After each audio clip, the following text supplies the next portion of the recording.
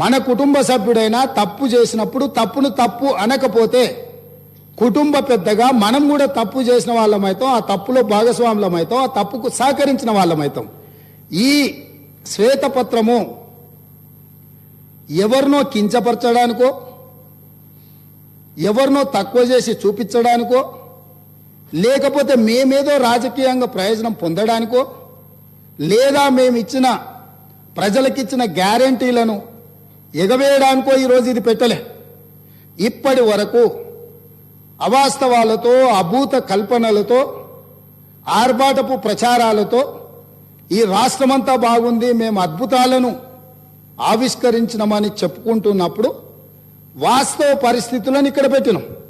ఈ వాస్తవ పరిస్థితులు కొంతమందికి చేదుగా ఉండొచ్చు, కొంతమందికి కళ్ళు తెరిపించే విధంగా ఉండొచ్చు, ఇంకొంతమందికి ఉన్న పరిస్థితులను అర్థం చేసుకొని పకడ్బందీ భవిష్యత్తు ప్రణాళికలను మనం నిర్ణయించుకొని ముందుకు వెళ్ళడానికి ఉపయోగపడుతుందని ఇంకొంతమందికి ఉండొచ్చు. మా ఉద్దేశం, మా ప్రభుత్వం ఉద్దేశం, ప్రజలు అన్ని గుర్తించింది కాబట్టే 10 సంవత్సరాల తర్వాత వాళ్ళని అధికారంలో నుంచి ప్రతిపక్షానికి పంపించిండ్రు, మాకు అధికారాన్ని ఇచ్చిండ్రు. అధికారం ఇచ్చిన 10వ రోజే ఎందుకు ఈరోజు ప్రజల ముందు ఈ వాస్తవాలన్నీ పెడుతున్నాము?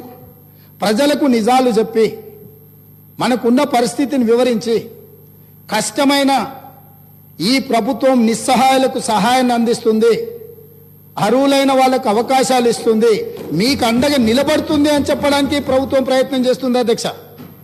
ఇందులో ఎవరు వ్యక్తిగతంగా తీసుకోవాల్సిన అవసరం లేదు అధ్యక్ష. దీంట్లో ఏముంది? మేము ఈ మొత్తం నివేదికలో ఎక్కడైనా 42 పేజీల నివేదికలో ఎవరినైనా నిందించినట్టు కానీ, ఎవరినైనా వ్యక్తిగతంగా దూషించినట్టు కానీ ఇక్కడ నివేదికలు ఉన్నాయి అధ్యక్ష. Telangana funds spends in Andhra reason 34.09 కోట్లు అని చెప్పి అప్పుడే ఒక రిపోర్ట్ కూడా ఇచ్చారు అధ్యక్ష.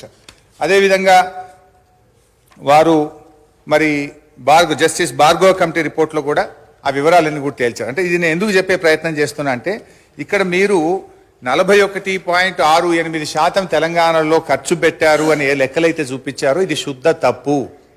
కావాలంటే దీని మీద ఒక హౌస్ కమిటీ వేయండి, మొత్తం లెక్కలు తీద్దాం, నిజంగా ఎంత ఖర్చు అయిందో కావాలంటే మేము చూపించడానికి, రుజువు చేయడానికి సిద్ధంగా ఉన్నాం. అంటే మీరేంటంటే అది 41.68% ఉమ్మడి ఆంధ్రప్రదేశ్లో ఖర్చు అయింది, అది ఏదో మెరుగ్గా ఉందని చెప్పి చూపించేటువంటి ఒక ప్రయత్నం చేసినారు, which is totally false and wrong అధ్యక్ష.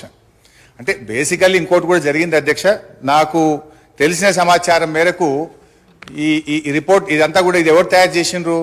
మీకు తెలంగాణ అధికారుల మీద నమ్మకం లేక మన ముఖ్యమంత్రి గారి పాత గురువు గారి శిష్యులు, ఒక రిటైర్డ్ IAS అధికారి, ఒక సస్పెండ్ అయినటువంటి ఫైనాన్స్ డిపార్ట్మెంట్ ఆంధ్రప్రదేశ్ అధికారులను పెట్టి ఇదంతా ఒక కుక్కుడప్ స్టోరీ తయారు చేసి ఇది ప్రజల ముందు పెట్టేటువంటి ప్రయత్నం చేస్తూ ఉన్నారు.